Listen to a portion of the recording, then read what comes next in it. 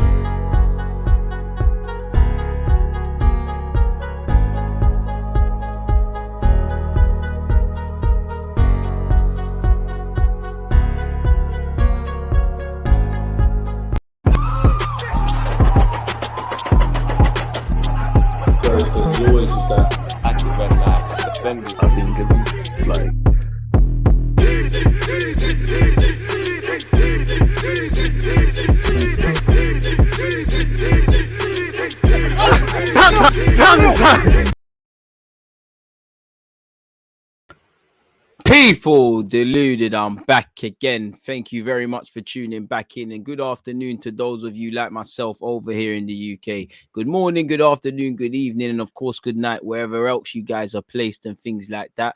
Obviously, people, one love to the Twitch gang as well. One love for actually first and foremost making sure you're following and subscribing on Twitch and all of those sort of things.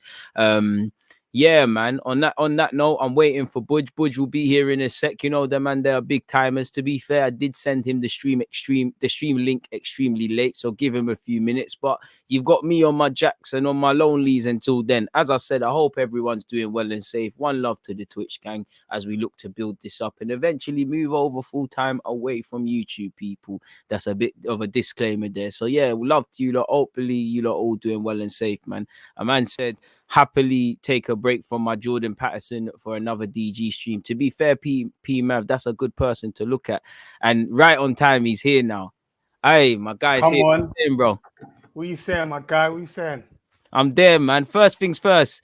Thank you for having time for us common folks and giving back to the community, man. No, because obviously when you've got Mertesacker and Rogers and all these guys, I appreciate that, you know. You're just helping the small YouTuber out and stuff, man. I appreciate it, man. This guy is not ain't you got no scouting missions to do for Mertesacker and Edu and that? Like, what are you telling me? Trust the process now and them things.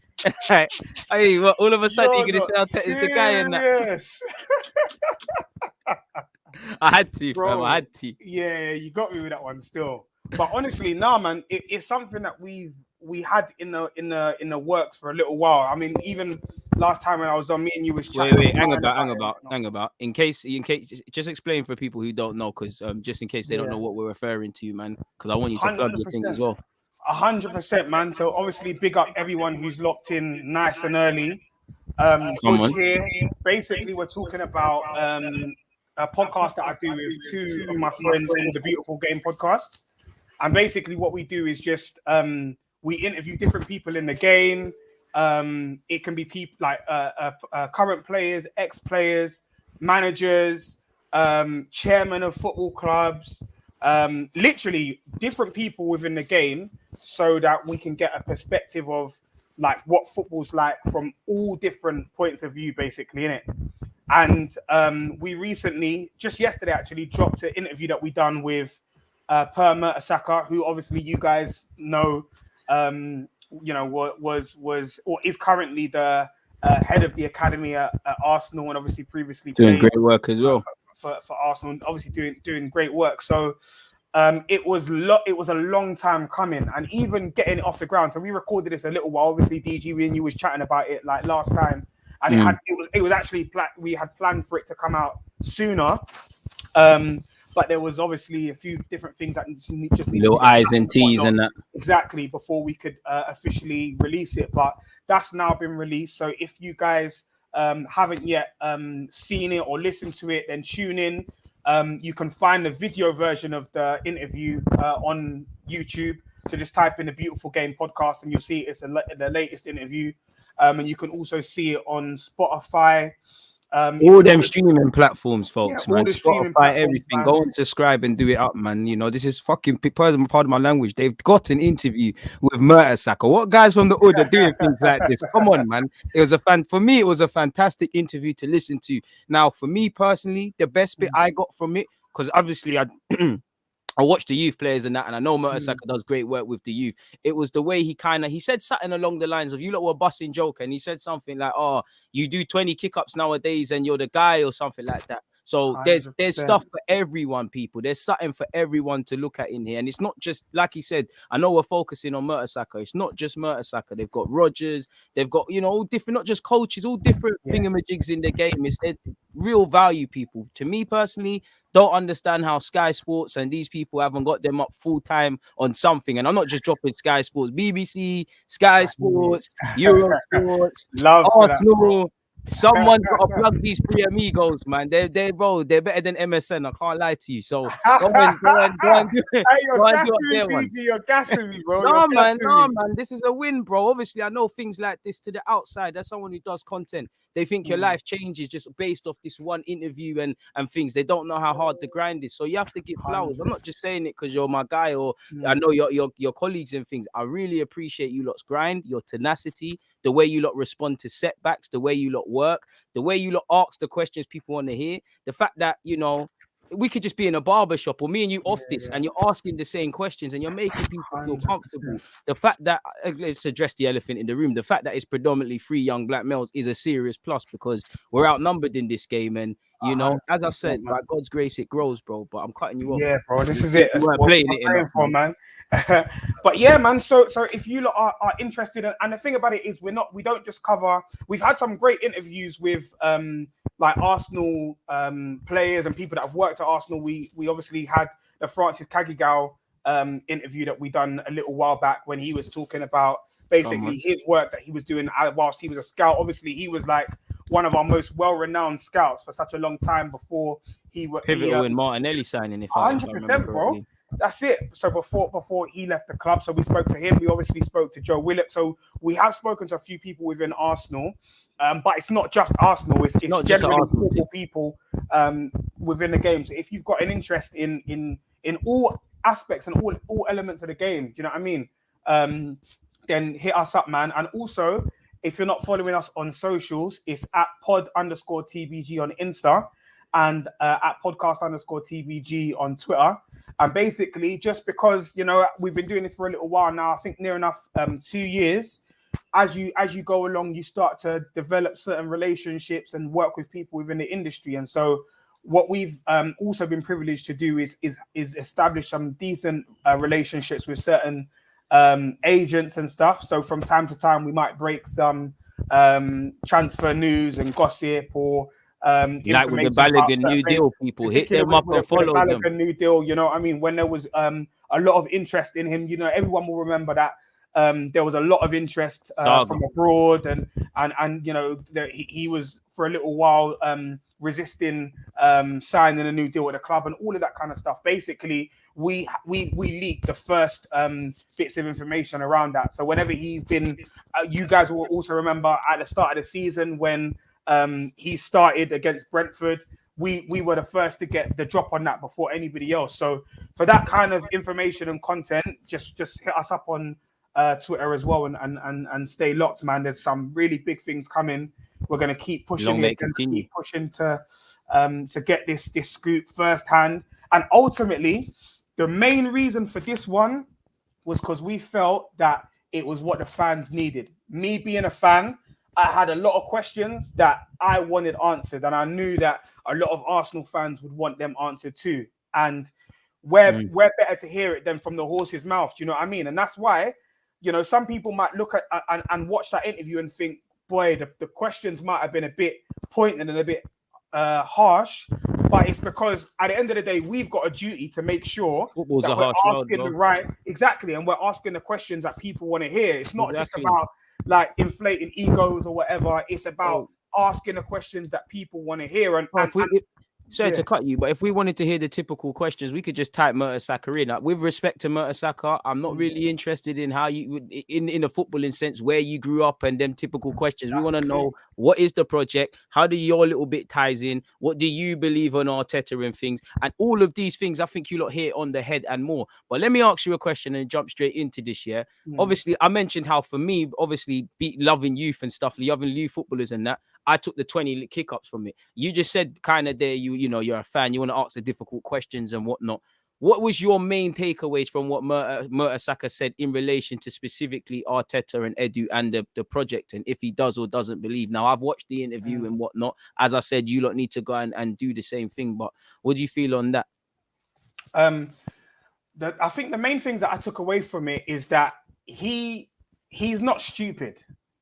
And he's not blind, and he is very well aware of the concerns that us as fans have, and I think he agrees and he understands the perspective that we have about the fact that we're trusting a rebuild and such a huge responsibility on the shoulders and heads of two people in particular who have very little experience. He gets that.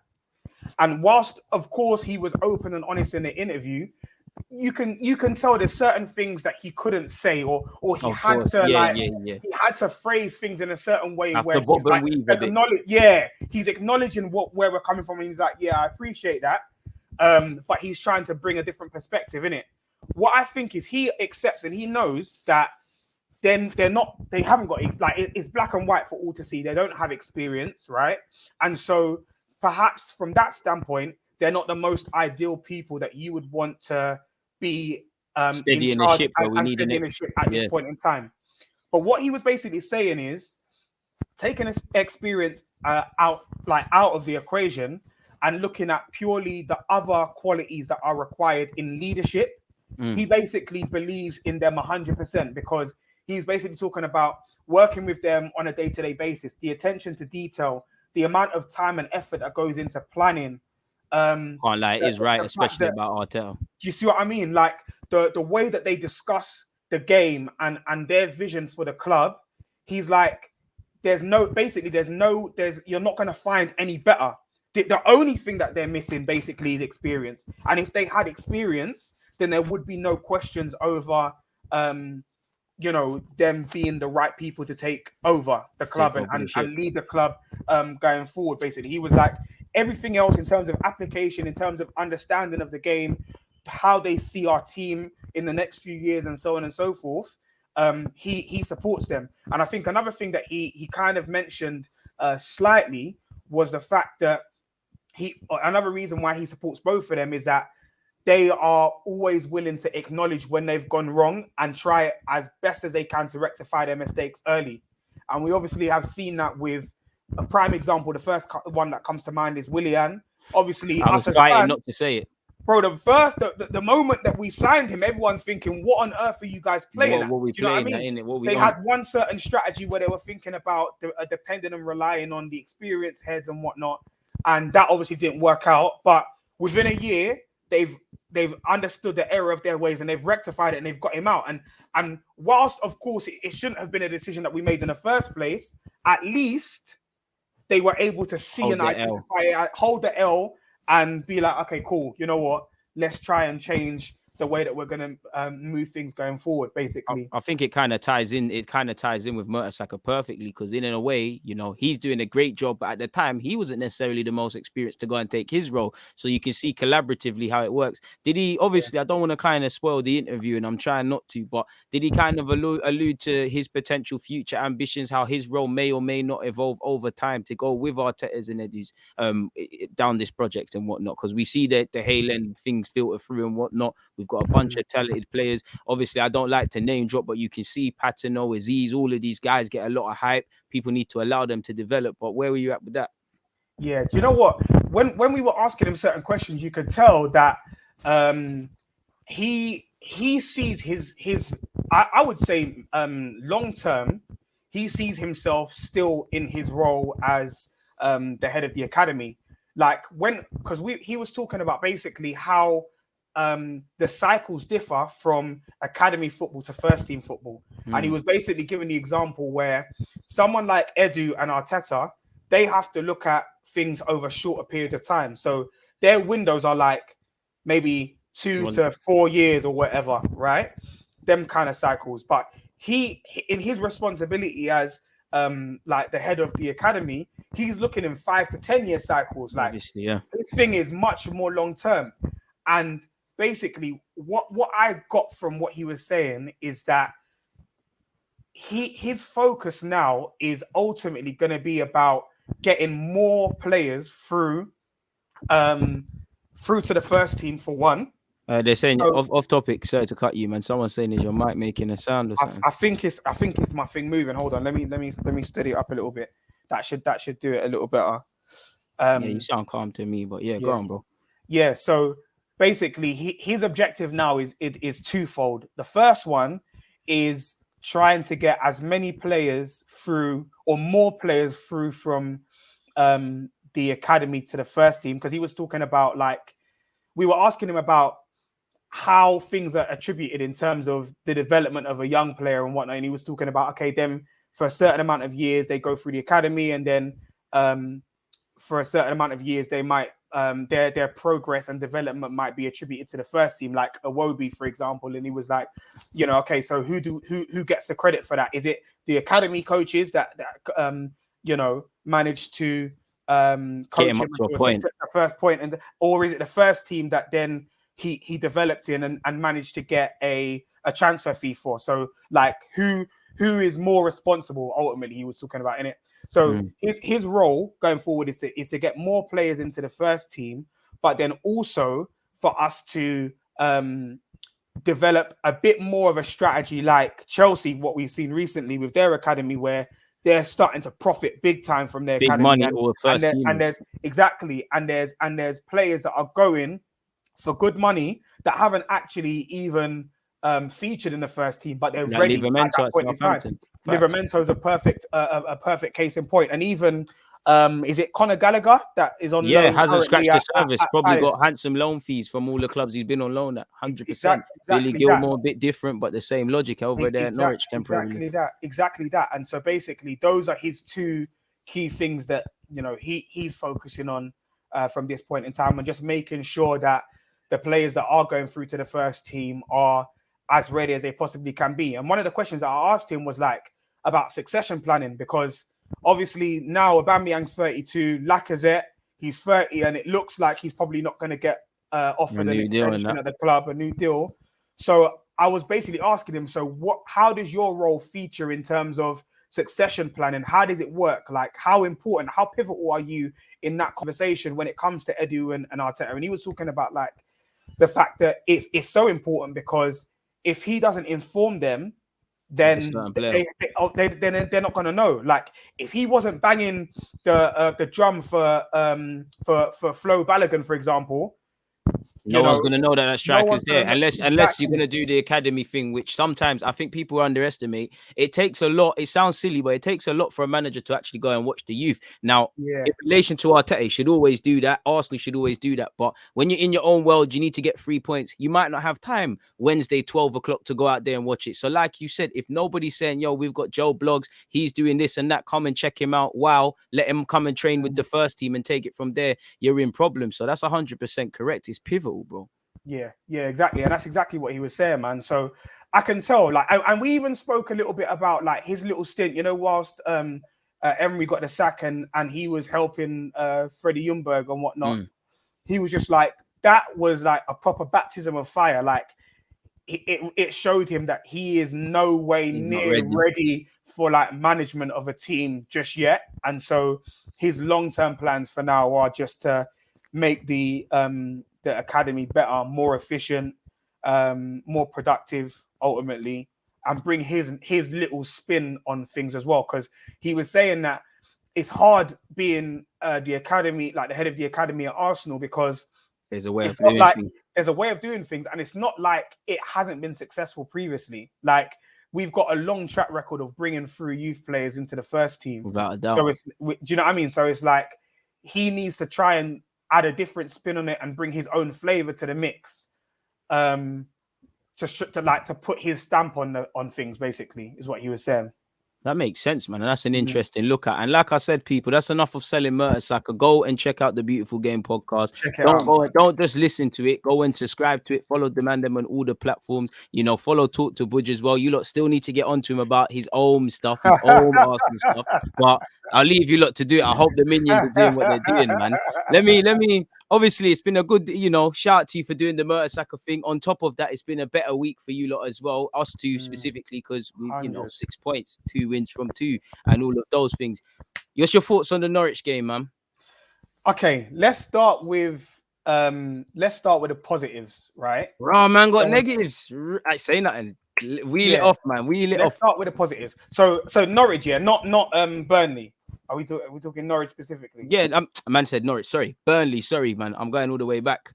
Apologies, Burnley, bro. Burnley. Calm. All right. So the positives from Burnley are, first, I think Gabriel had an absolutely immense game, and I think now, God willing, he stays fit. I hope he can stay fit. But now we're seeing what having acclimatized to the league, settled in. He's obviously, I think there was an article that I read that was speaking about his English is getting better, and obviously he's able to communicate a little bit better. So you can see that now he's had a bit of experience and time to adjust, just the level that he can get to. And I think it's scary, what kind of player we could potentially have on our hands. He's still very young. I think he's 22, 23. 23, turning 24. He's a baby as a centre half. This guy is still a baby in relative terms. So I think, again, God willing, he stays fit. What he could then grow to become is something scary. So I hope that does happen. Facts. I think another positive is the fact that we've had the second game in a row with what looks to be our new back line. Again, save your specific thoughts on that back line, on our pivot with Gabriel and Ben White, and just that whole back five. I've got you. I've got you. Calm. So that's a positive. Tomiyasu looks like an absolute steal. Serious. He looks like a serious guy. So I was happy about that. I also found the formation that Arteta deployed quite a positive, with Partey being at the base and then the 2 8s in front of him in Emil Smith-Rowe and Odegaard. I thought that was particularly good, and the fact that it seemed so fluid. In the preview to the Norwich game, when we was chatting, I was saying that a key thing for me is seeing Martin Odegaard at the center of everything that we do. And I wasn't necessarily caring so much about whether he got a goal or an assist, but I just wanted him to be central to everything. I wanted it to run through him. And I think we saw that in that Burnley game, because he just seemed like he was at the hub and at the center of everything that we were doing, all of the moves. He wanted the ball. And that shows to me now that even he is developing in his confidence, like he's feeling a bit more settled, and he is starting to see himself as pivotal to that team, because he's the one that's instigating things. He's the one that's demanding a ball. He's the one that's like, okay, look, let's get things going. You see what I mean? And obviously to top off a really good performance, he got a goal, which was a brilliantly placed free kick. So all around, I would say those are the positives. And of course, the fact that it's 2 wins on a bounce, 1-0. Ultimately, the defensive performance was brilliant. One other thing that I didn't mention, just on the point about the back five, is I can't believe that I'm saying it, but Aaron Ramsdale is growing on me still. Nah, he's grown on me. Do you know what it is? He's grown on me for things that was irrelevant to football. It's like when he's bringing his granddad's urn and stuff. It's like, all right, cool, man. You can't not want a man like that to win. I think one thing that I've liked about him is, first and foremost, he bailed out Ben White. His distribution so far, it looks calm. That's one question mark we had. I like his attitude, man. He just seems to want it. And for me, he's vocal. He collects his crosses and he's vocal. I'm sorry, Leno. I don't want this to. Yeah, it's not a Leno hating thing, because he done all right, but you don't collect crosses convincingly and you're too quiet. And I don't believe in quiet keepers. And not to be Brexit on everyone, but it's England. Keepers, centre backs, they need to be loud and all of that sort of stuff, or it's a myth. Bro, I agree with you 100%. And all of those things Ramsdale's got. You know what I mean? I didn't expect him to be so good, but if I'm keeping it a buck, of course it's early days. He's gonna have more difficult tests. Although I 100%. felt that the Burnley, brother, they were spamming in crosses left, right, and centre, and he was And coming that's what to we collect said. them. We And that's a knew what big, was getting into. yeah, 100%. So that's a big, like, in terms of like the checklist, that's a big one that he's managed to come through that with a clean sheet, talking to his defense and so on and so forth. So that's a definite. I think that is another general positive. I think the negatives are just around our attack and the number of chances that we're creating. Yeah. I think that one of the elephants in the room is Saka's form currently. And I don't know if it is. Where are you at with that? Because I'm on two minds. Sorry to cut you. I'm in two minds because on one hand, I do think not just him, a lot of these players that were at the Euros, I don't know what specifically it is. They look like they've got a bit of a hangover. I do think with Arsenal, just like with Tierney and Aubameyang, sometimes when these guys like a season from before, when they're performing all the time and stuff, sometimes that comebacks to get you. Like that juice kind of runs out and it's a bit slugged. He does look a bit fatigued. And his touch looks heavy. But at the same time, I still think he's doing all right. Like, he won that free kick that led to our goal. This is the thing. Like, Saka's always going to be involved in the game and create opportunities. Like, he always will. Do you know what I mean? Because he's a very intelligent footballer. But I think, just like you said, it's a mixture of, one, the hangover from the Euros and the fact that he's played a lot of football. But also, I think it's time to bring him back to the right. I think if you look at his stats whilst playing on both flanks, he's doing more on the right, much more productive on the right. I think he's become a bit more accustomed to playing there, a bit more comfortable playing there. So I think you either play him there or you rest him. But I think keeping him on the left isn't doing him the world of good. I think also another contributing factor to that is that there would be such less pressure on people like Emil Smith-Rowe and Saka if our £72 million man was putting up numbers. If we're keeping it a buck, do you know what I mean? And the rest. To be fair, do you know what? To be fair to you, I think he was all right against Burnley. I hear you though. He's never quite going to be that, and he needs to pull it out. Aubameyang. Now, I'm not really putting up numbers. Yeah, like I'm not really onto Aubameyang too much, but because I don't think he was bad against Norwich and Burnley, but it's meaty, it's mad mediocre. And I'm onto him and Arteta because if I'm real with you, obviously it ain't been perfect these last two games. It never was. Fundamentally, we won. But for me, we're doing some Sunday league thing. Like, obviously, take nothing away from Odegaard's goal. It was a mazza, but it took one little piece of brilliance and a little bit of invention from Saka to make that. It was scummy against Norwich. We just bundled it in it. I'm not complaining, but these things is greasy, innit? Like, there's no clear-cut chances. Like, we never worked none of these keepers. So I think we're in trouble, man. And the thing that scares me is that Balogun might start against Wimbledon. Now, I hope we score bare goals and whatnot, but to me, it don't really matter who plays up front.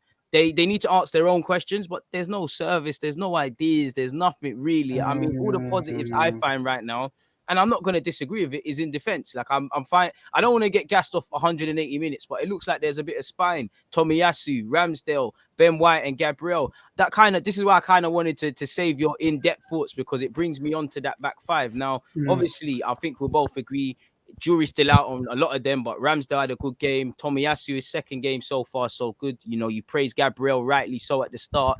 I don't think Ben White was bad, but it looked a bit shaky, some of the things. Like, on the ball, he was good. So where are you at with Ben White specifically and that partnership of him and Gabriel?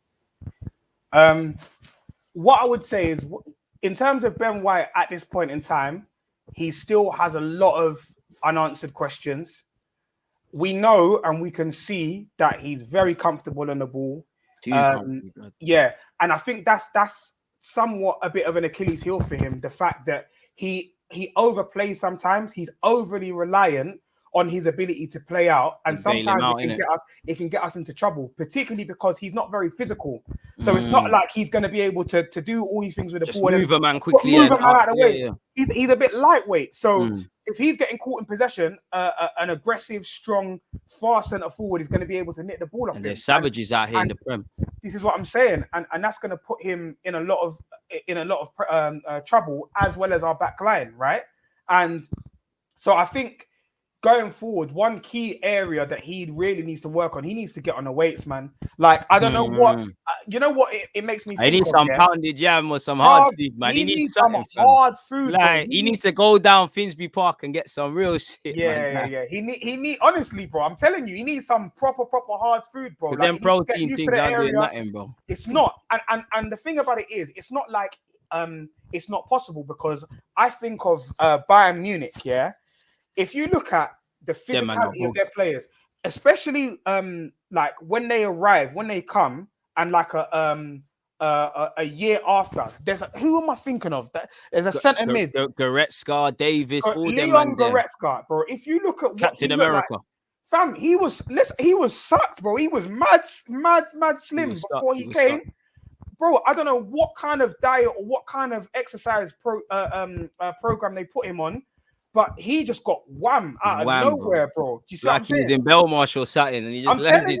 I'm telling you, you know what I mean? Like, so he needs to heavily work on his physicality. He needs to be a bit more aggressive to a certain extent. I feel like the partnership with him and Gabriel is like Beauty and the Beast kind of thing. Like, he's the beauty, he's the composure and the passing and the beautiful touches, and then Gabriel's the rough and tumble greasy, kind of guy. innit? The greasy guy. I love it.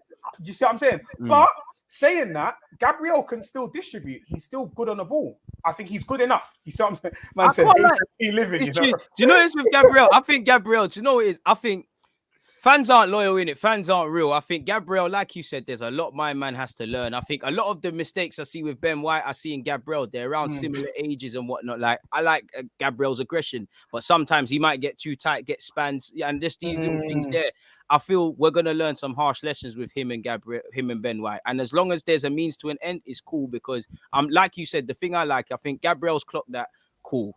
I'm kind of a young, inexperienced player, but I have to be the leader now. There's no David Luiz. It's a meeting now. So I want to see a bit of that. With Ben White, I agree with you. It's like, I know the penalty incidents is the one that takes it in it, but I think them things I can live with. What I found silly, do you remember just before, I don't even know if it was Barnes or Wood, but he was lacking on the ball. He was in like the right channel. He was taking 1,000 years on it. He tried to do some turn thing, and he got up. He tried to get back in. I was thinking, no, man, this is the sort of stuff that I think you're choosing to do. I don't think a manager can help you. I think you're getting caught lacking. And that's where when I look at Brighton, they might not be glamorous, but when you've got Duffy and Dunker and all these guys, you're not going to do that because they're shouting at you. Like, you're getting a clip round the ear to pattern up. So that's where I'm kind of hoping Ramsdale's there. And when I'm seeing Ramsdale stick up for Tierney, it looks good, man. It looks good. Yeah. I like Tomiyasu. Where are you at with Tomiyasu as well? And obviously, we kind of got to speak about Odegaard and Partey together, bro. So, 100. Boy, Tomiyasu. So, obviously, I, like every other Arsenal fan, probably didn't know much about Tomiyasu before we got the links, right? Yeah. And so naturally, as you do, like you're going through YouTube, you're trying to find clips of my man. I think another thing that put a lot of doubt and question marks over a lot of us is what was that guy from Sky that was talking? He was wassing in it, like, he's a centre back and a right back and this and that. He was wassing. I was saying, he got offered to bare clubs and no one really wanted him. So everyone's thinking, raw, we got sort of done again. Like, you know what I mean? Like, everyone was worried, but and you know what? Funny enough, I actually watched his first interviews and stuff this morning, actually, on the Arsenal page, and I think we have a real good player on our hands in Tomiyasu for a number of different reasons. I think on the pitch, one thing that's really encouraging that I've seen in terms of his stats is that he wins almost all of his duels. So whether it be in the air, tackling, like, he's very physical. Do you know what I mean? And that's not necessarily something that I would typically like associate with a man from Japan. I always, you know what I mean? They're usually them a bit more lightweight. They're just readers of the game. They're just readers of the game, a bit more intelligent. But he's got that that element to his game where he likes to get stuck in. I think the fact that he can use both his feet is obviously going to do well and hold him in good stead. The fact that he's so tall as well and he's versatile and can play centre back and get up and down as well, man. Get up and down. He's very athletic. Like, he brings a lot of different qualities to that back line, and the fact that he's still so young, man. He's 22, bruv. And like what these men are saying, the basics, bro. Like the basics work for Fabian Delph. Like, man, you know when to get tight, you know when to tuck in. You know, I think the jury's still out on him because I think, you know, the 2 tests you've had, you know, again, Norwich was a good debut for everyone and everyone to play. Burnley, bit more of a test, balls into the box. You know, Spurs, I'm going to learn a lot. There will be that occasional bad game, and it is what it is. But for me, I feel the way I do about Tomiyasu like I do with Tierney. Finally, I can stop talking about right back. That's your right back. Play him. Now, if he gets injured, what we do, if you need to decide if you're doing Maitland-Niles or Cedric's back in this thing. But I think we finally got a back 5 unit now. And if we can make them learn their mistakes, we can move on, man. Yeah, 100%, man. And the fact that they're all on the right, they're all like 23 and younger, man. That is so perfect because now you've got an established back line that can work with each other and that can develop relationships over a long period of time now. Do you know what I mean? So and camaraderie as well. And them things. That makes all the difference. And I think another really a thing that's really encouraging. Of course, it might be a little early to say just yet, but whilst we're planning for the future, like, and you can appreciate and understand that, you also want to see things improving in the here and now. Man, need 3 points today, bro. You see what I'm saying? But I feel like we're covering both bases with that defense for now. Like, we can see that it's one for the future, but at least we're seeing early signs. We're seeing like, okay, we got a man like Tomiyasu who knows the role, who can play the role, who can be, you know, our right back for the next. And do the invert. Now I can actually see the inverted thing and the Tierney bombing down. Now I can hear it. Like, I don't want to go off 2 games, but now I can hear it. When you're doing it with Chambers and Cedric and, you know, Kolasinac is doomed, bro. It's dead. You got David Luiz. With respect, he weren't the worst. He just had bad habits. It's not the strongest of foundations. Like, you're moving mad. 100%, man. So I think from a defensive standpoint, again, we've already said, like, it's obvious there's going to be tougher tests. There's going to be more difficult games where we're really going to be up against it. But I think it's better that we have a bit of time where these guys can start to gel at least before we get those tougher tests. When do you think the first big test is, Carl? I can't lie, you know, Brighton bagged another 3 points. October looks gazy. You know, no disrespect to Spurs. That's a massive test. But Brighton away for me, I'm shook at them sort of games there, you know. I can't lie to you. I'm scared of Brighton as well because they're quietly going about their business, bro. Quietly, bro. Humbly. Graham Potter making no noise, they're not making what he needs to do. They're just doing their business, bro. They turned over Leicester at the weekend, bro. That's no mean feat. And if you look at that Leicester side, bro, that Leicester side was a proper team. You know what I mean? Like a proper side that Brendan Rodgers put out. So Telemans, Vardy, everyone was there. Yeah. So I think playing Spurs at this juncture, at this point in time, is best for us because I feel like they're gonna get better. Are you sure? Because I am, because they lost. If they didn't lose their last 2 games, I wouldn't be shook. But I'm sure. And especially because I know Kane, like he loves to score against us. You know what I mean? It's the game where it doesn't look like the guy hasn't bagged in 4 or 5 games. He's back. This is basically it. Do you know what I mean? Like, he just needs something to get him started. But I think also, again, it's another good test for that back line now. Like, okay, you've had 2 games now, which have been relatively easier to start establishing your relationships and your partnerships and whatnot. Now we go up a level in terms of, you know, that the difficulty. You know, if you can come through that Spurs game, things are looking even more positive. Do you see what I'm saying? And more things to build upon, yeah. Exactly that, man. But I can't say I'm not scared of Spurs and of Brighton, because I think what Brighton look like to me are just a very well coached side. They don't have the best players, but Graham Potter really knows how to work with what he's got, and he's getting a song out of them. Do you know what I mean? Right now.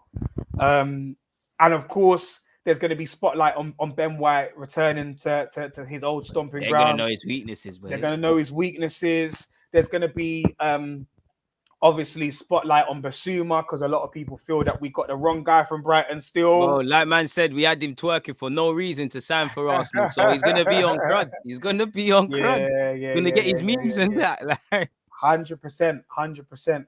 And I know that him in particular is frustrated at the fact that you know, he didn't get that move in the summer. You know what I'm saying? You can hear him capping in the press. Oh, 1 more year, this and that. Brother, Yeah. there's no way you want to go Harrods and do all the drip stuff I saw and be chilling in Brighton. You want to be doing the London thing. You want to be partying that, man. It needs to come, bro. We got everything here. There's Yam Carnival. There's everything. He needs to, bro, we need Basuma. For me, we need him, bro. Any icy freeze, welcome. I can't Yeah. Like, I can't lie. Still, bring them.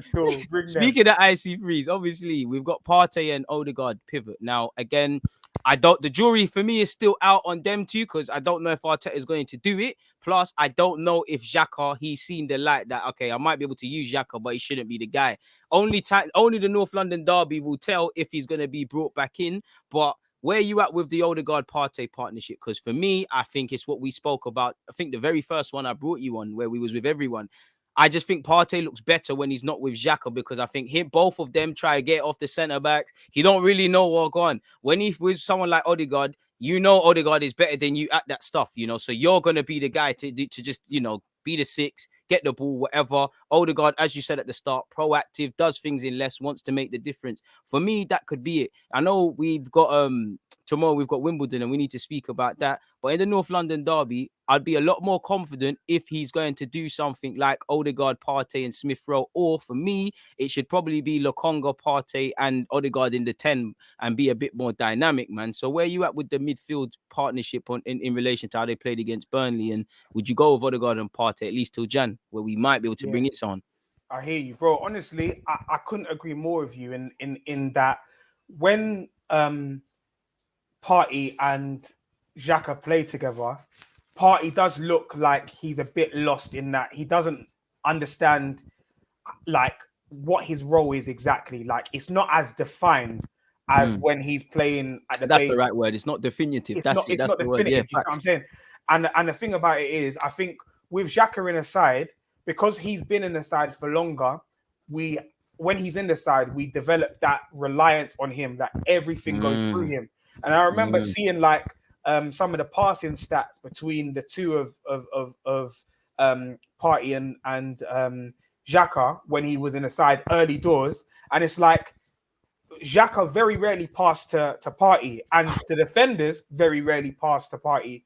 Everything was going anonymous through XHAKA. Do you know what I mean? And so I think that he used to get frustrated about that, if I remember rightly. 100%, and because nothing's going through him, he probably just feels like he's just like screening, running up and down. You don't rate, man. Like man's come from Atletico, you know. I can play ball. Like give me the ball. Exactly that. But now you see with XHAKA out of the team, and his role is a bit more defined now. You saw like a glimpse of what Partey really can offer. You can see that he can move the ball and he can pass the ball to Odegaard, who can do his thing. And you can see, because the roles are more clearly defined, every player or both those players in question look that much better. Because you feel a bit more better. They feel confident in their roles and that fact. Exactly. So Partey's confident at the base. AM loves a cheap shot. But you can see, like, Partey's more comfortable at the base. Now Odegaard understands a bit more about what his role is, so he feels more confident and more empowered to like get the ball from Partey. And I feel like their partnership in that game against Burnley was great. You could see that they were working really, really well together. Like shiny. As soon as Partey got the ball, you could see that he was looking for Odegaard mainly, or Smith-Rowe as well. You see what I'm saying? So I feel like going forward, that is definitely something that we should explore and look at more. In particular, because we know that Arteta really wants to play the 4-3-3 thing. You see what I'm saying? We need it. I'm with that. This is the real Arteta. That's the Arteta I thought I was getting. This is how he's moving. This is what I thought you were. So long live that Arteta. Yeah. You see what I'm saying? So I can see that with the 2 8s being Smith-Rowe and Odegaard. And I think the real good thing about that balance with those 3 in there is the fact that you've got Partey, who's very dominant, tall, strong in the tackle. You can see a structure. You can see a clear structure. And with Odegaard and Emil Smith-Rowe, I think the thing that goes unnoticed with them in particular, and I really appreciate, is their work ethic. Those guys run themselves they're into the blonde, blue-eyed, ground. pretty boys. People Bro, don't see that they're on the defending those side. guys graft, It's like bro. Charlie They Patton, though. graft. Whoa, Yeah, they you don't see what do I'm that. saying? And they're athletic, and that's what we lack when we have Xhaka 100. in the midfield. Whilst he's great on the ball, some might argue that You're saying that's you have to throw a debatable. disclaimer there. You I have to always do throw a that. disclaimer. You see what I'm saying? Some might argue You he find might yourself not cussing be that. Xhaka. That's the wickedest thing. I do that as well. You're like, whoa, man can't be seen saying that. Like, that's a bit Yeah, mad. you see what I'm saying? Some people might agree, nah, he's not really that cold on the ball still. But so some people they might say, yeah, look, Xhaka is great on the ball, but whilst he might be, we lack a lot of athleticism when he's in the team. Like, he's slow, he's lethargic, And he slows doesn't the get the play ball down. He slows the play down. He doesn't get the ball forward quick enough. You see what I'm Facts. saying? And those are things that we get when we have Smith-Rowe and Odegaard in the team. What I will say though is, for the most part, I think it works. And I think that should be the three that we go with. If not, Lokonga, who I think is a brilliant player. I think being able to bring him in from time to time is also great. I think he's got the perfect person to learn from in Thomas Partey. And I think, like, obviously I'm talking long term, he's going to be, I think, the heir apparent to Partey, you know what I mean? But, and I think he's a great option. But I feel like still, and I don't know whether we're still going to do this now that we're obviously extending Xhaka's contract, but I would have liked to have Xhaka moved on and a replacement for Xhaka in the mold of a Basuma or someone else. So when it comes to them games where you just want to shut down shop, right, just something different. You see what I'm saying? A guy who's physical, you know, like, okay, we can do the 4-3-3 thing, but in some games we might have to run a 4-2-3-1. We might just have to sit, though. 5-4-1 quickly, like just fighting. Like Old Trafford last year, sometimes you have to do that, or even just because you didn't start a game like that, you might have to. And you made a good point, because I think a big point, and not to make this the Xhaka hate campaign, because I'm not going to sit here and say he hasn't had good games and things, but I just feel kind of what you said. You know, we're doing things at pace. We're more dynamic. For me, that helps us break Burnley's shape. That's why we look better in the second half. When it's slow, when it's stagnant, you know what you're getting. Compact, exactly. Compact 4-4-2. Them man there don't want to play football in the best of days. They're not going to want to play it against us. We're setting up. And for me, obviously, you know, it's a bit unfair because Jorginho's a baller, and everybody knows you get onto Jorginho, you have half a chance against Chelsea. But I feel in comparison to Xhaka, everybody in the league knows somehow this team tries to run through Xhaka. As you said, you get onto Xhaka, they're out of it, sort of thing. So I think it gives us an element of unknown. I wanted to ask you, though.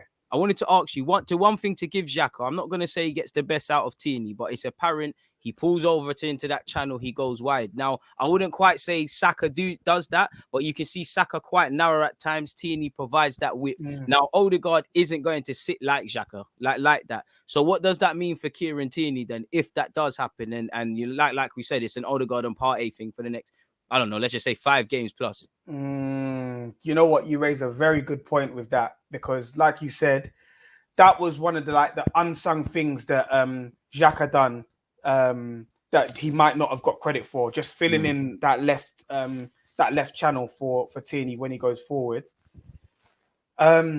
It's difficult because, like you said, Odegaard's not really going to do that. So it might have to be a matter of Tierney restricting himself a little bit and not more traditional in that. Yeah, being a bit more traditional and not getting forward as often. And I think also we had a reliance on playing on that left channel because we didn't really feel like we had a right-hand channel or a right back. Kolasinac was even our first choice left back. We was on that stuff. Do you see what I'm saying? We didn't really trust in our right flank, and trust that we had a right back who could really cross. Like, fam, we remember the days of Bellerin and the fact that, bruv, like, he even took the piss out of himself, like, about the fact that he couldn't cross. You see what I'm saying? And a man telling man that he needs to work on his crossing and all that kind of stuff.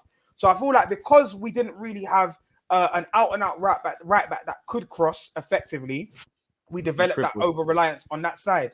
I feel like as time goes on and the more that Tomiyasu gets comfortable in the team, we've seen that the guy can he can cross, bro. He can With go both forward. feet. He can do up go both. forward. He showed it He against Norwich. He can try and score some little volleys and that as well. Like he he's on he it. gets forward as well. So I feel like to some extent it can be a blessing in disguise, because now we're not going to have to be overly reliant to build on the left hand side, and now we can switch it up a little bit. We can vary our attacks a little bit. I feel like 100%. sometimes, because we were so reliant on Tierney, it made us so like readable. Like everyone just knew, Obvious. you know what I mean? If it's not coming from Tierney, It's then dead. it's dead. It's not. And gonna half really, the time, really Arsenal players aren't going to get into the box for the cross, so we get That's red the in that problem. regard. So we're just giving the ball away. So I feel like in some ways it's actually a blessing in disguise. And Tierney coming back a little bit forward, coming back a little bit might help. Fam, it might even help him stay fit, bro. Because all them bombing down the wing all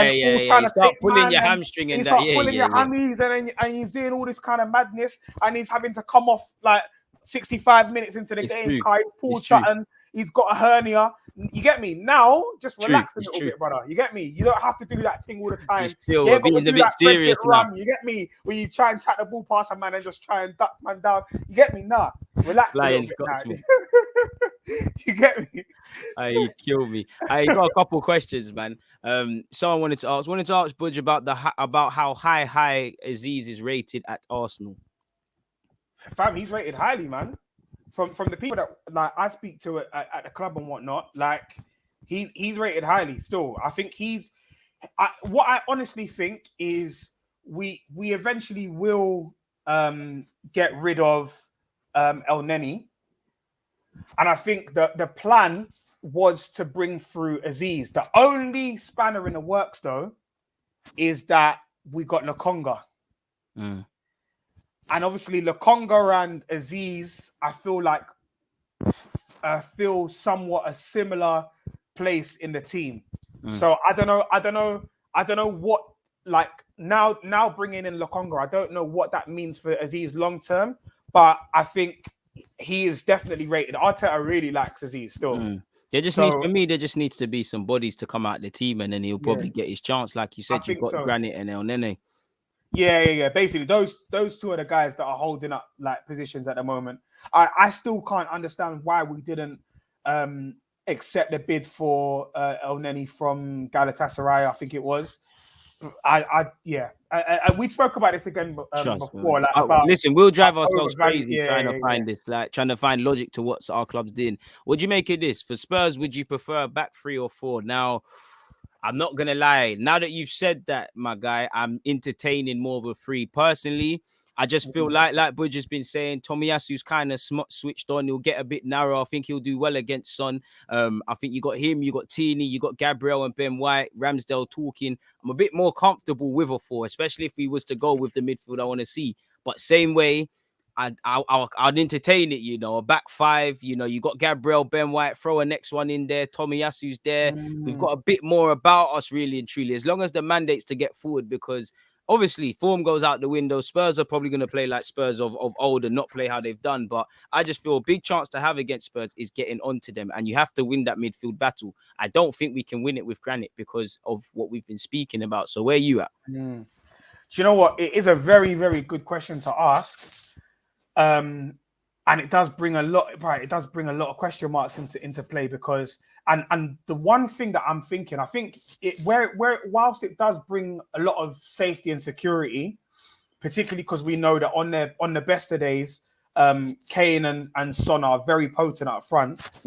My main issue though with it is the fact that now we've played 2 games on the bounce with a set back 4, right? So we're starting to now try to get some stability and continuity in that, yeah?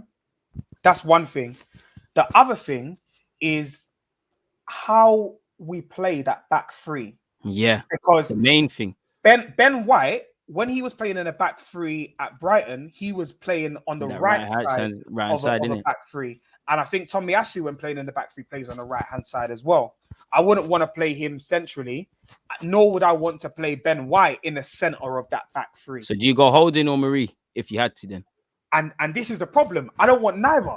Do you see what I'm saying? I don't want neither of them in my first team for a long time. You can play them in against Wimbledon, but I don't want them in the starting 11 for a minute. You get what I'm saying? Oh man. So that's why. You could go with Chambers. Let me throw a next name. Three, bro. You said all them man there. Yeah, I thought maybe Chambers' drip was different, but he just been thrown in with the same brush. Bro, I try to help you, Chambers. Yeah, bro. But like right now, I just don't trust it. I don't trust either. I don't trust Ben White to be the center of that back three. And obviously, I wouldn't want Tomiyasu to be in the center as well because he's more of a right side. Could you do a Tierney there? Tierney, Ben White, Gab. I'm not feeling it personally, but Tomiyasu stays at right back. What you do at left back, you probably have to go Saka. You could go Ainsley, but it's tired. I'm not really trying to feel it, if I'm honest. This is what I'm saying. Like, it's in trying to make it work, you compensate too much. Yeah, you're shoehorning way too much. Fact. And especially for a game of that magnitude, maybe having a bit of stability works better for us. Like, we tried to do the thing where we just ran something different in the City game, for example, and we just threw man like Kalas. It was just tired, bro. It was just tired. You get me? It was just tired. So let's learn from that. You get me? And not try and run the same thing again.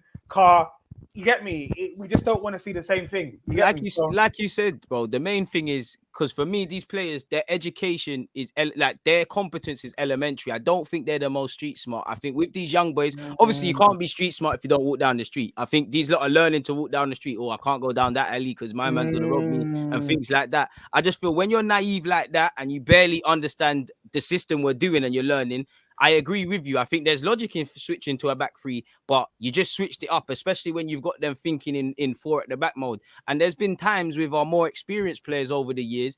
That's what really gave me the thought. You said it. It's like sometimes we'll play four, we'll switch to a three, and then eventually we're back to a four. Somehow we're playing a four, but they're still moving on the pitch like it's a three. So their football IQ isn't high for me. Obviously, we're playing a back four and people are playing in their traditional roles and they're still understanding each other's games. So suddenly it starts changing when you're playing Tierney there, Mario Holding or Chambers is brought in, you're shoehorning Tomiyasu. Fair enough, Ben White can play there, but there's Ben White. Like even Ben White, I feel one thing that I think we got away with, and actually Tomiyasu, Ben White and Tomiyasu, that little channel, inside channel between the right back and the centre half, I don't think either one was taking responsibility, because if it went wrong, half the Arsenal fans are going to say Tomiyasu could do better. Other men are going to ask Ben White. So then when you start mixing things up with a back three, it gets long. You start confusing your keeper in Ramsdale. Obviously, Son's there. You're right, man. Now, the more you say it, the more it's just, let's just keep with what we've got. But when I start to think about the threats of Spurs, I start to get a bit scared and think, you know what, back three, just for me to scumbag the midfield, because I'm on the Partey, Lokonga. If it got to it, Maitland Niles, just coming it, man. Jose Mourinho. I'm on it full stop, bro. Just live to fight another day, man. I can't lose to them, man, again, man. I hear you. I do hear that, man. I do hear that. And that's why it's important to be able to have like those choices and options to be able to do that. And it might well be that we start with a certain formation and then in the game we switch it up and then we're like, okay, you know what? Yeah, we're gonna have two banks of four now, or we're gonna do this, or we're gonna shut down shop. You see what I'm saying? And that's the thing that we kind of struggle with until I think Arteta needs to get there as a manager as well, because that's one thing even in the Burnley game, I think it was positive because he made subs when I think he needed to, but the jury's still out of when he's affecting things. But yeah, obviously, last part of this live stream, bro, I want to ask you just simply, what's your thoughts in relation to Wimbledon, man? What's your lineup? What are you hoping for? Like, what's your whole thoughts there? Is there any young players you're playing? Whatever, who comes in, who gets dropped? Everything, bro. I think for me, the key things are making sure that the players who are on the periphery of the first team get some minutes. I want to see. Ideally, I want to see Balogun. I want him to get more playing time. But for me, one of the guys that I really want to see play as well is Martinelli, because I feel like obviously it hasn't been the easiest of times for him at the club in like recently with injuries and being in and out of the team, and then when he's in the team, he's like shoehorned in on the left. I think he is a guy who potentially Again, it depends on what Arteta's view of his role in a team is this year, but maybe he could potentially do with going out on loan to another team where he's playing regularly. Because I feel if he's not going to play, because I feel like it's getting. Do you see what I'm saying? And these are such important like molding years for him. Like at this point in time, like he's a guy with such great promise. If we're saying that going forward he's going to be in a Suarez mold and that kind of player that plays as a 9, he needs opportunities. He needs to play regular football. So I would like to see him get some minutes. Of course, the guy that everyone's chatting about and there's a lot of hype around at the moment is this Charlie Patino guy. I've not seen a full game of him. I've seen clips from games here and there. He does look a very tidy player, but I want to see what he does over a full 90. Because again, he's another guy that they're talking about basically getting a fast track into the first team. Like he's not going to be sent out on do you know that's what I hate about the media, because there is plans to obviously integrate him into the first team. He's a good baller, but you hear the language, they're making out the man's ready to play 20 games. You know, as someone that watches him, one thing I like his attitude. He's not fazed by all of these, you know, you're the next this, that, the other. He works like he's a nobody. He's got ability. He's improving all aspects. Like Kevin Betsy's working with him, almost them Jack Wilshere roles, like receiving the ball in a half turn. Defensively, another one. I said it at the start. He's not blonde, obviously, but he doesn't fit the image of a guy that's going to fly into tackles and stuff. He's on the dirty work. He's not amazing at it, but he's down for it. And he's got a wonderful pass. You know, even the game behind closed doors against Brentford, he came on. He did look a bit phased and he grew into it. You know as well as I do. Everyone just wants to be seen as saying the next this, that, and the other. So for me, he should start. I would have him, Amari Hutchinson, Kiddo, Taylor Hart. They'd be on the bench for me personally. Yeah, you're right with Balogun and Martinelli. Yeah, 100%. And I think in terms of the back line, of course, we want, like I said, the guys that are not quite in the first team, like starting 11, we want them to still have some sort of match sharpness. You know what I mean? So, you know, Nuno Tavares, I'd say, I'd probably go Leno in goal because he hasn't played not really anyone else in it. Yeah, you know what I'm saying. I'd go Nuno Tavares at left back. I'd go Marie and Holding centre back. I'd go Chambers or my man Cedric at right back. In the midfield, I'd probably go. Who am I going in the midfield? I'm just on this Lokonga and Maitland for me. Like I don't know. Maybe those two. Yeah. Is Xhaka suspension Maitland done? It's this and then. No, this is a final game. Yeah. Them two. It's for me. It's just there's no one else. Like who else? Yeah. I hear you. I think those two. And then, did you say Kiddo Taylor Hart? You'd have him on the bench or starting? I have him on the bench. I don't think he'll even be on the bench, but I'd have him on the bench, man. Just because I think they're the three guys I'm looking at. I would like a little young winger that could have played today if it was Nelson. I personally said I would start Lacazette through the middle, Balogun on the right. But in the game, it's like you two are the strikers. Obviously, Lacazette drops deep. You're there. I would have went with Smith-Rowe. Smith-Rowe take that opportunity, go over there, and then we'll get away with it there, really. That's why he might just scumbag it and go with a free, just because it's easier to fit people into the team. He probably will, to be honest. Like, now that I deep it, it's just easier to get man in this style. Yeah. And he's probably thinking the same thing, no doubt. Like, he just wants to get as many first-team players minutes under their belt, keep them, sharp, keep them fit. So ultimately, I think he probably will. Them ones, innit? Yeah.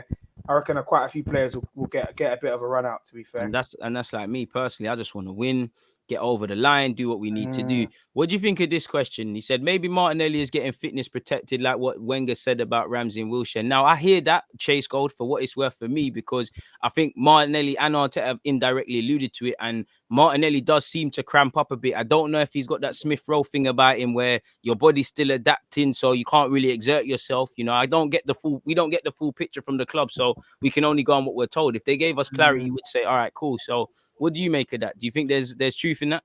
Yeah, I think definitely. I think especially when you've got a player as young as he is, who's had such big long-term injuries, naturally, by default, the people who are in charge of managing him and whatnot will want to definitely like manage his minutes and stuff. And I think the other thing that doesn't help is he's got that thing that Kieran Tierney has, is when it's like it's 0 to 100.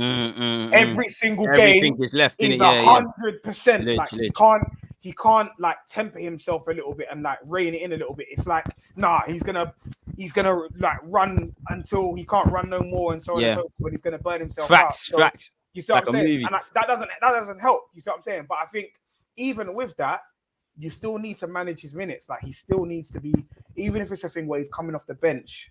Like man said here, fitness protection over progression. It looks a bit shady. You see what I'm saying? You don't have to play him for a full game, but especially when you want to introduce something like late on in a game where you know a team's got a high line and you're going to get some space in behind for him to run and get onto things.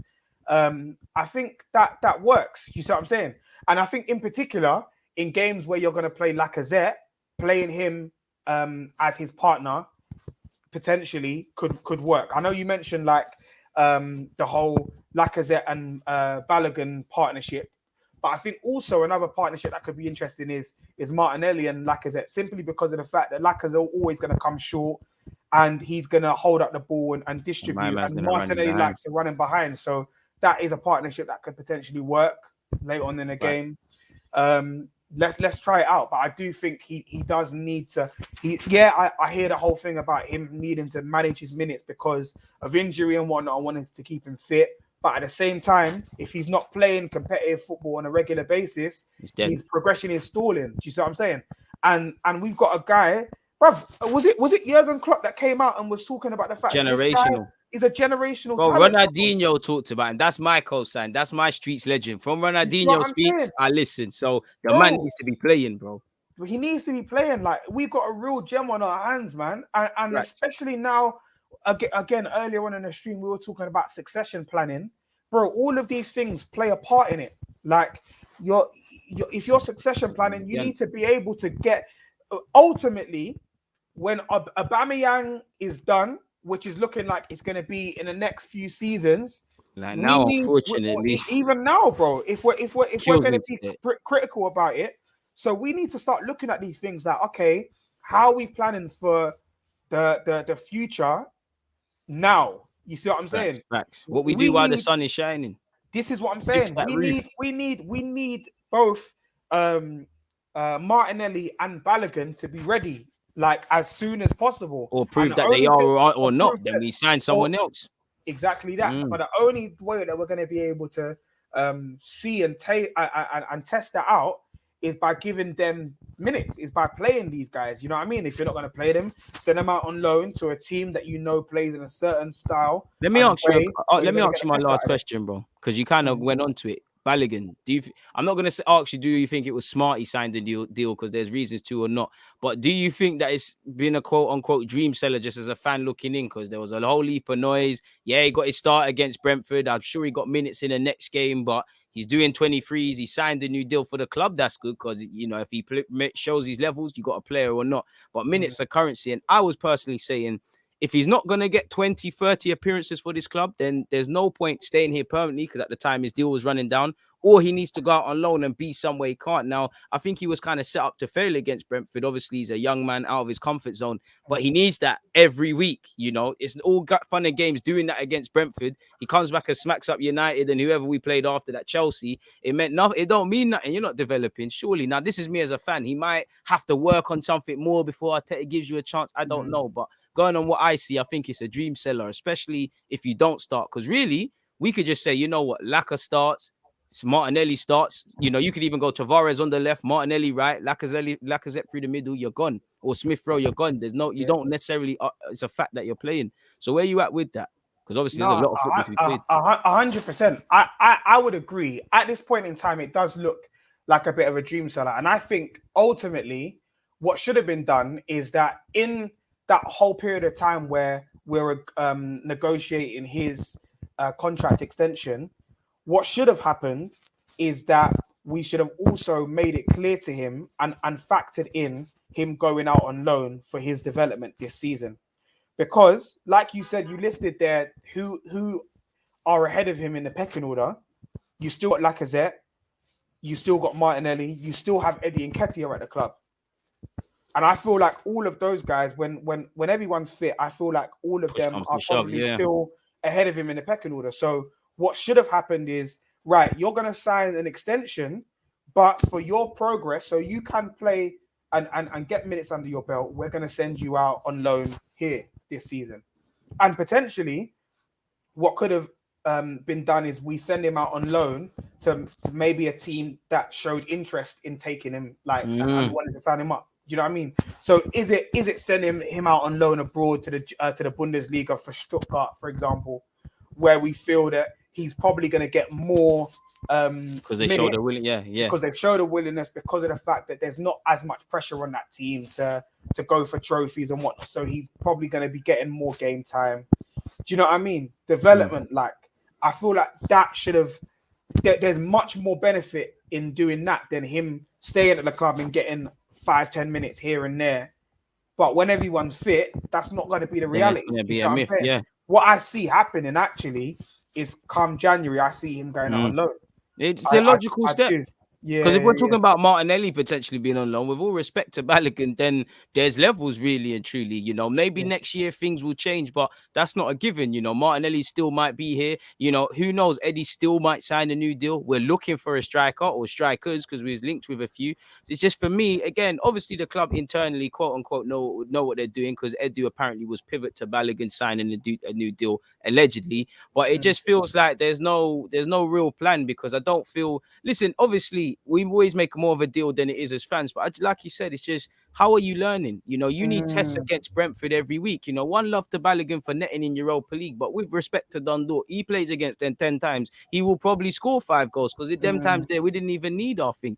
That's the thing. That's, somebody said, is Balogun really good? Listen, not everyone has to be world class. And the thing is, we don't know. Because Balogun even should have got some appearances last year, and then we could see, okay, this is what my man needs to work on. If he can prove if he proves he's a 20 league goal man or potential, great, we've got one. If he proves he can be a squad guy, cool, we've got that. If he proves that he's not quite level, all right, you've come for our academy, you've done well, you've made money, go have your career. But fundamentally, we don't know, and minutes are currency. And obviously, as a young striker, it's harsh, bro. It's harsh as a young striker. Yeah, exactly, 100%, man. He's still so young. He's had such limited opportunities to play first football, like, and it's not even like us in our first team are in the best possible position to like facilitate his development as well. It's not like we're creating, bro. In that Brentford game, bruv, man was isolated. He didn't really get nothing. Service. Like, he just ran around, man. Exactly. So it's not even like the circumstances are conducive for his development. Like, so. There's so many variables. It's not just, is he good enough? There's so many other variables around that to help him. Do you know what I mean? Fundamentally, we need 3 points. I'll be real. Like, I'll be real. As much as I like Balogun, if I'm going against Wimbledon, obviously a bit harsh. Do I think he's necessarily going to make us weaker or stronger? I might start him, but I might not. If my backs are against the wall, I'm probably not going to start Balogun. Against Spurs, am I going to start Balogun unless something happens? Probably not. Like what we saw, Corona licked down the man. They were out. Balogun got his chance. I'm not trying. It's nothing to do with ability. It's circumstantial. You got to remember, people are creatures of comfort. When you're comfortable, when your back's against the wall, yeah, you should be innovative and try new things and stuff. But you stick to what you know. When the team's going well and stuff, you might say, all right, you know what, Martinelli through the middle. Balogun, do your thing. This guy, do your thing. It's only when things are going right do you see these men get opportunities. Now, of course, to a degree, backs were against the wall when SMITH-ROWE came in, but that only happened after experimenting with Lacazette and Willian in the 10. So Arteta is always going to revert to experience. Yeah, he's using these young G's now, but like we saw last season, the minute it was looking gazy and Gabriel got the blame, he got rubbed out. It looks a bit shaky for Ben White. There might be shaky moments for Tomiyasu. There might be shaky moments for Ramsdale. So only time will tell, man. Yeah, if I'm honest. 100%. 100%. And then my man said, I'm looking at him. He's not really a great poacher in terms of movement. He's not really a link-up man, not really a target man. You know what I mean? I hear you in that you don't know definitively what sort of striker he is. I think that's a bit harsh. I think his movement's all right. I think he's similar to Eddie now. I don't know if that fills anyone with praise or not looking at him. Someone said, AM said that loan would have busted him. Laka is leaving next season, and now it places him in a better position to fight for his position in the scene coming up. That's too real. Jones and Elliott aren't going to be exposed in that Liverpool team again, and that's another thing. Our young players are carrying the team because we're meaty. And to be honest with you, and they're living and dying by those standards. Bro, that's the real. And I think that point that Chase Gold said, it hits the nail on the head. Yeah. In that Liverpool team, Jones and Elliott have freedom to learn and develop purely because of the fact that the onus isn't on them to perform week in and week out. And they see serious guys when they look left and right as well. And they see serious guys when they look around, bro. Like it's completely on the opposite when it comes to Arsenal, because we're dependent on guys that are still developing to bail us out week in, week out, bro. Facts. Like man haven't even finished GCSEs and we're throwing them A-level textbooks and saying, learn this. Like, that's what we're doing to them. Like, bro, and they're having to learn. Fam, their learning curve is so steep. Like, bro, the pressure is way too much. You know what I mean? It's ridiculous, to put it nicely, fam. Like, no club should be run like that. It should never be the case. You see what I'm saying? Like, and you know, some might argue and say, oh, well, it's good because then they're learning quickly. Allow it. They're thrown in the fire. Allow it, man. But that's what I'm saying. Like, it could be, bro. It could really break these players mentally, physically. Do you know what I mean? Because even physically, to a certain extent, bro, like they're tired, bro. Yeah, they should have their minutes managed. Like having to play full 90s every single week and having to be the person so vital to the team. It's scary, fam. Bro, do you see what I'm saying? And that's why we're seeing, for example, Saka, it looks like he's a bit burnt out. That's why we're seeing, you know, Smith-Rowe sometimes snatching at chances, or his final pass isn't quite there because looking a bit baggy, yeah.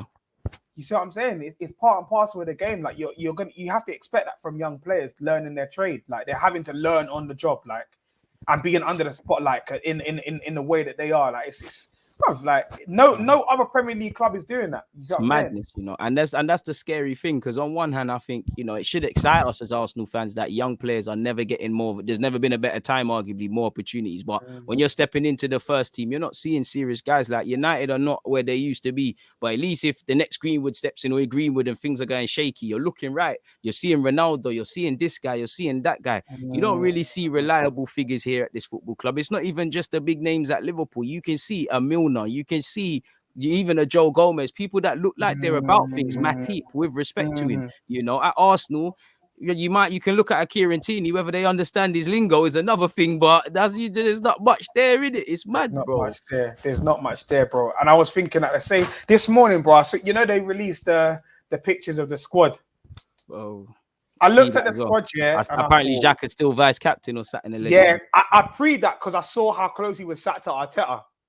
You thought you could get rid of, man. He was on one side and he was on the other side. I thought, yeah, you men are trying to do this on a sneaky thing, but you're making him vice captain again. Bro, is it even a sneaky thing? Arsenal did it with their chest, bro. They said Xhaka's not leaving. New deal. Arteta said he's my guy. It's one of them. Like, I've just learned to live with it. I've got past the point of asking Xhaka questions. I'm like, all right, cool. Anything Xhaka does beyond this point now, you have played him on the football pitch, so you need to take it. But like, bro, they did it with their chest, man. They did it with their chest. They didn't even hide it. Like it or not, Xhaka's there, bro. Like it or love it, they just done it. Bro, Xhaka's inevitable, bro. This guy's like Thanos. You can't defeat him. We thought it was done for. We thought we're, you know, with Neves, Locatelli. Nah, he's here, bro. He's here. Only thing that changes, he re-dyed his hair back to normal, man. Last question before I let you get out of it, because I got to set up for my next stream. What kind of player do you see Saka developing into, like Salah attacking the space, or is it a Robin cutting in for that long shot? Oh, I think they're two big names that he would do well to even be a percentage of, if I'm completely honest with you. Honestly, I don't know, man. I would obviously love him to be a Salah in that, because he would have mad goals in that. And I know Robin's productivity was decent. If you're asking me between those two names, I think he might be I was about to say he might be a more Robin than a Salah, but I think it might be a more Salah. I don't know, to be fair with you. I don't know. There's still a lot of definitive needed from Saka, really. Like, he might even still end up at fullback, even though I think it's a right wing job. Yeah, it's difficult as well, because you bring up the names of two players who are ridiculously consistent, and their output is so high.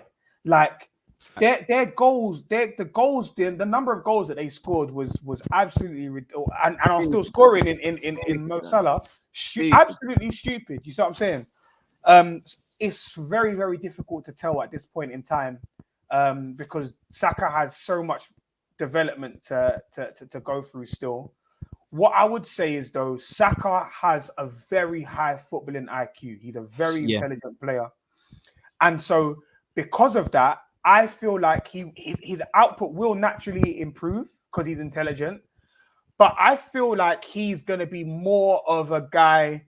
You see, with Salah and Robben, those guys are goal getters. Like, them man are going to score 20 plus goals from wing. I don't know if Saka will be a finisher. I don't think he's going to be a finisher like that. I feel like he's a man that will get, like, I don't know, like we should be expecting maybe 10 goals, 10 assists from. Yeah, 10-10, yeah.